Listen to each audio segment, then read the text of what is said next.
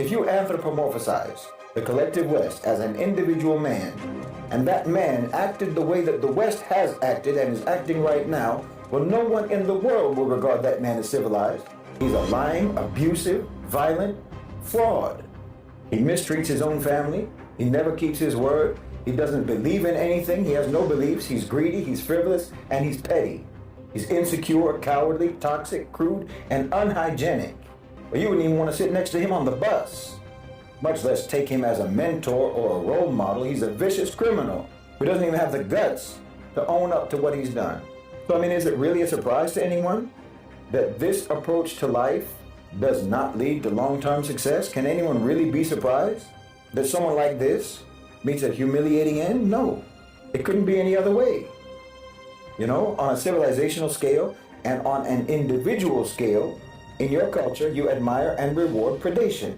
You admire and reward trickery, deceit, taking advantage of people, exploiting people, using people. You admire that. You love that. You reward that. You encourage people to deprioritize spiritual, moral, and intellectual development and to prioritize material development. And development here means acquisition. It means accumulation by any and every means possible. Okay, this is what you admire and reward in your society. And so, of course, people rise in your society who are like that, who act like that, who behave like that. They rise to power. They rise to influence. They gain control by these very same beliefs and these very same behaviors, by misusing and abusing and victimizing and oppressing and dispossessing others. This is the track that you laid in your culture, in your so-called civilization, for how to attain high status and power, basically by being a terrible human being, by being an underdeveloped, savage, primitive, backwards, uncivilized person. You made the system for this. You programmed it like this. You understand me? You programmed it so that the worst possible people in your society would become the most powerful people in your society.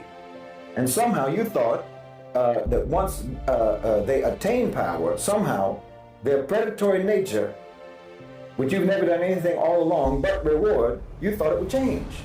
You thought somehow that they would not inevitably prey on you. And why are you so foolish and so naive and so delusional about that? Because you are not developed. And we're all looking from afar, you know, watching from afar, seeing the inevitable play out. And there's nothing to us that's more astonishing than your shock, than your surprise and your disappointment. As if you really thought that there was any conceivable reason why the West would ever turn out differently.